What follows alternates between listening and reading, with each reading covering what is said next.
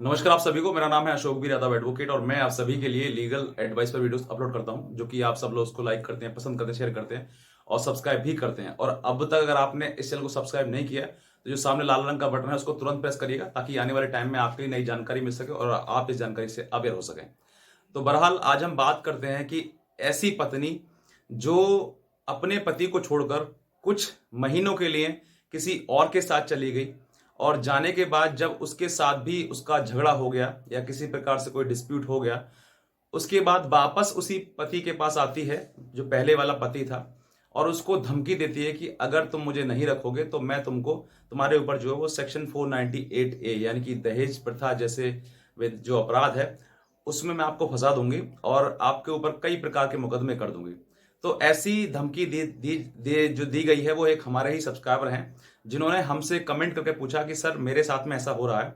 कि मेरी जो पत्नी है वो किसी और के साथ 3 महीने लगातार रही, जिसकी पूरी मुझे जानकारी है। मैंने काफ़ी कोशिश करी उसको बुलाने की, क्योंकि आज के समय में महिला को आप कुछ नहीं कह सकते हैं, लेकिन अगर यही काम अगर पुरुष कर लेता तो डेफिनेटली कहीं ना कहीं कानून की सलाखों के पीछे वो व्यक्ति होता। लेकिन महिलाओं के लिए कुछ नहीं हुआ और वो जो महिला जो है जो 3 महीने अपने किसी और जो पति नहीं है, गैर मर्द है, उसके साथ वो रही।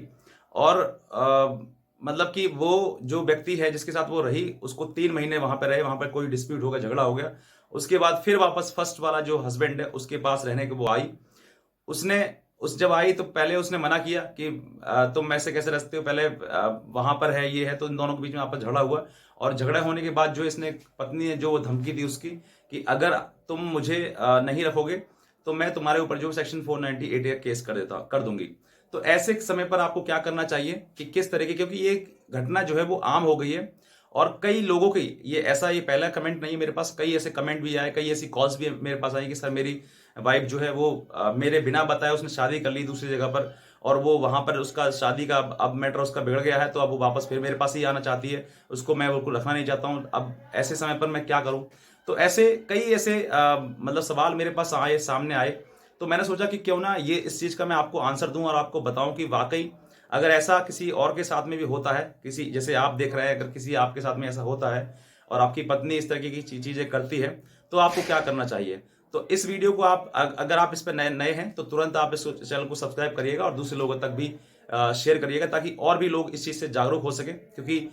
आज के टाइम में जो सेक्शन 498 ए जो जो केस है वो बहुत तेजी से महिलाएं जो हैं वो अपने पतियों पर लगा रही हैं, अपने घर खराब कर रही हैं। हालांकि कुछ महिलाएं जो हैं वो गलती से कर देती हैं, बाद में उनको पछतावा होता है कि मैंने गलत कर दिया, लेकिन पहले उस समय जिस समय वो करती हैं उनको कुछ दिखाई नहीं देता उनको कि क्या कर रहे हैं हम, क्या नहीं कर रहे हैं, लेकिन बाद में उनको पछतावा होता है। उन महिलाओं को जो महिलाएं वाकई अपना घर परिवार बसाना चाहती है, अपने परिवार में रहना चाहती हैं, अपने पति के साथ रहना चाहती हैं, लेकिन कुछ महिलाओं ने इस जो सेक्शन 498 है इसको ऐसा यूज कर रही हैं जैसे कि वो एक एक्सटॉर्शन की तरह, मतलब कि केस लगा देंगे हम तुम पर, धमकी देते हैं वो और उनके परिवार भी धमकी देते हैं। वो कहते हैं कि जो हमने पैसा दिया वो वापस दो, या फिर और भी चीजें उनसे मांगी जाती हैं। ऐसी चीजें चल रही हैं जो कि समाज में एक सही नहीं है। अगर ऐसी चीज चलती रही तो एक समय ऐसा आ जाएगा कि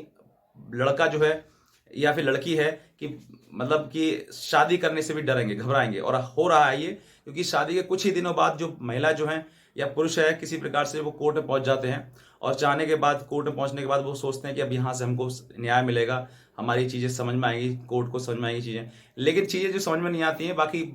बहुत ज्यादा समय लग जाता है और इस बीच में जो आपका रिलेशन है वो संबंध है वो बहुत ज्यादा खराब होने लगते हैं। क्योंकि पत्नी अपनी मनमानी करती है, पति अपनी मनमानी करता है, तो दोनों जब अपनी ही मनमानी करनी है उसके बाद जो रिजल्ट आता है वो कहीं ना कहीं डाइवोर्स का रिजल्ट आता है और कहीं ना कहीं दोनों परेशान, जो पति और पत्नी जो परिवार हैं दोनों, वो कहीं ना कहीं बहुत ज्यादा बिखर जाते हैं, बहुत ज्यादा दूर हो जाते हैं। तो ऐसी चीजें सामने आ रही हैं। लेकिन मेरा जो आज का जो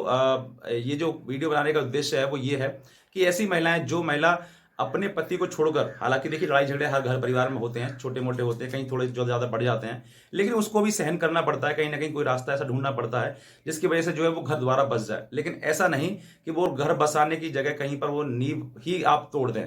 यानी कि पत्नी जो है वो अपने पति को छोड़कर किसी और के साथ में कुछ दिन रहे, साल 2 साल या महीना 2 महीने 3 महीने रहे, जैसे कि इनकी पत्नी के साथ में वो जो मैंने बताया हमारे सब्सक्राइबर हैं, इनकी पत्नी के साथ में ये हुआ कि 3 महीने वो पत्नी जो है इनसे लड़ाई झगड़ा करके चली गई और जाने के बाद उनको वो दूसरा जो लड़का था, पति था, यानी कि सेकंड जो था, उसके साथ इन्होंने शादी करी। शादी करने के बाद जो है, क्योंकि शादी ऐसी ही शादी डॉक्यूमेंटेशन हुई नहीं, बस इस तरीके से जो मंदिर में फेरे 4-7 फेरे लगा देते हैं, वो फेरे लगा के बस उस तरीके की शादी कर ली। बाकी कोई ना ही तो रजिस्टर्ड हुआ, क्योंकि वो भी छिपते छिपाते शादी हुई। और होने के बाद जो वो 3 महीने तक उसके साथ में रही, और रहने के बाद जो है वापस जब आने के लिए उसने जब वहां पे झगड़ा होने लगा किसी प्रकार से, क्योंकि जो चीजें पहले से बिगड़ गई तो हो सकता है उन्हीं चीजों के आधार पर दूसरे से भी बिगड़ सकती है आपकी। ऐसा नहीं है कि पहले से पहला बुरा था दूसरा अच्छा मिल जाए, या फिर पहला अच्छा था दूसरा बुरा मिल जाए तो बहुत बुरा भी मिल सकता है आपके लिए। तो ये चीजें सामने भी आ सकती है। तो ऐसे समय पर जो है इनकी जो है 3 महीने के लिए ये रहे, और रहने के बाद जो है फिर वापस उससे झगड़ा हो गया, तो फिर वो शादी जो है वो टूट के बेकार बेकार हो गई, खराब हो गई। और उस पति ने भी उनको वापस कर दिया कि तुम अपने जहां जाना है जाओ, मुझे कोई दिक्कत नहीं है। फिर वो वापस जो है वो पत्नी वहीं पर वापस आई पहले वाले पति के पास में, लेकिन उसने भी अब मना कर दिया कि अब हम तुमको नहीं रखेंगे, क्योंकि तुम ना हमारे रही ना उसकी रही, अब किसकी रही बताओ, किसके पास में रहोगे। तो अब इसके बाद जो है उन्होंने फिर दहेज की झूठा मुकदमा करने की धमकी दी कि दहेज का झूठा मुकदमा कर देंगे। उसके बाद जो है वो दहेज का झूठा केस करने की धमकी दी, और इस तरह की चीजें हुई। अब बेसिकली करना क्या है कि अगर ऐसी आपकी पत्नी करती है, तो देखिए पहली बात तो सबसे ज्यादा जरूरी है कि आप अपनी पत्नी ने जो भी आपके साथ में किया है, या उसने किसी और के साथ में शादी कर ली है, तो जरूरी है कि आप सबसे पहले सबूत इकट्ठा करें। उसके जो जिसने वहां पर शादी करी है उसके कुछ फोटोग्राफ्स वगैरह हो, कोई वीडियो रिकॉर्डिंग वगैरह हो, ऐसी कोई भी चीज जिससे कि आप ये साबित कर सके कि वाकई उसने कहीं शादी कर ली है, तो कोर्ट आपको सुनेगी। अगर आपके पास कोई सबूत नहीं है और आपने ओरल ही आप कह रहे हैं, तो देखिए कोर्ट नहीं सुनेगी, क्योंकि कोर्ट को भी एविडेंस चाहिए। कोर्ट भी किसी चीज पर अगर संज्ञान लेना है, उसको कॉग्निजेंस लेना है, तो कॉग्निजेंस लेने के लिए भी उसको कोर्ट को एक ऐसा एविडेंस, ठोस एविडेंस चाहिए जिसके आधार पर कि वो आपके जो आपने जो मैटर दिया है, आपने जो उस पर आरोप लगाया पत्नी पर अपनी, उसके आधार पर कोर्ट जो संज्ञान ले सके, मतलब कॉग्निजेंस ले सके। वरना आप मुंह से कहते रहोगे, आपकी कोई भी कोर्ट सुनवाई नहीं करेगा, फिर कहोगे कि पतियों की नहीं सुनती है। पति को बहुत सारे एविडेंस होना जरूरी है कि अगर महिला कोई गलत है, किसी का चरित्र खराब है, या फिर कोई महिला ऐसी है जो आपके अलावा किसी और के साथ में भी संबंध है उसके, तो मुंह से कहना या ओरली एलिगेशन लगाना इज नॉट सफिशियंट। आपको जरूरी है कि आप उस महिला के खिलाफ ऐसे कोई भी एविडेंस आप कलेक्ट करें। फिर उसके बाद उन कलेक्ट करने के आधार पर उसके बाद अगर आप चाहते हैं उससे छुटकारा पाना, तो आप सेक्शन 13A यानी कि 13 में हिंदू मैरिज एक्ट के तहत जो है वो आप केस फाइल करिए, तलाक का मैटर डालिए, ताकि आपको डाइवोर्स मिल सके इजीली। और अगर आप नहीं करेंगे ये चीजें, तो फिर आप हमेशा के लिए उससे जुड़े भी रहेंगे, बंधे भी रहेंगे, आपकी पत्नी भी कहलाएगी वो। दूसरा, आप बाइगेमी का आप उसके ऊपर केस भी कर सकते हैं अगर आपके पास सॉलिड एविडेंस है तो ये चीजें हैं। और ऐसी पत्नी को देखिए, मैं तो नहीं कहूंगा कि आपको क्या करना, क्योंकि अपना अपना मर्जी है। अगर आप फिर भी आप चाहते हैं रखना तो आप रख भी सकते हैं, लेकिन भविष्य में उस पर भरोसा नहीं कर सकते आप, क्योंकि आज वो आज है, आपसे बेहतर कल को कुछ कोई और व्यक्ति मिल गया तो तीसरे के साथ भी वो जा सकती है। क्योंकि पहले ऐसा क्या हुआ था जो दूसरे के पास गई, और अब ऐसा क्या अच्छा हो गया जो दूसरे के पास से वापस पहले वाले के पास आ गई। तो आप भविष्य में आप उससे कैसे आप ये चीजें यकीन कर सकते हो या फिर विश्वास कर सकते हो कि वो थर्ड के पास में नहीं जाएगी कल को कोई भी डिस्प्यूट होता। तो जीवन बहुत लंबा है, पति पत्नी का दोनों का साथ और सहारा होना बहुत जरूरी है। लेकिन अगर ऐसी पत्नी है तो देखिए आज ही अपना मुंह मोड़ लीजिए, और आने वाले समय में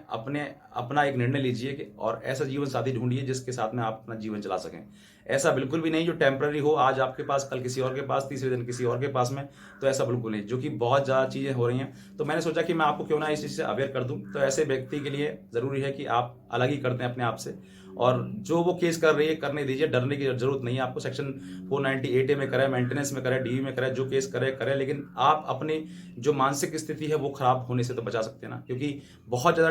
चोट पहुंचती है, ठेस पहुंचती है कि जब ऐसी चीजें सामने आती हैं कि एक महिला अपनी पत्नी जो है वो किसी और पुरुष के साथ में है, और फिर उसके बाद फिर वापस आती है, तो बहुत ज्यादा चोट पहुंचती है। एक पुरुष ही समझ सकता है इन चीजों के लिए। बस मैं इतना कहना चाहूंगा। बाकी आज की वीडियो देखने आप सभी का बहुत बहुत धन्यवाद।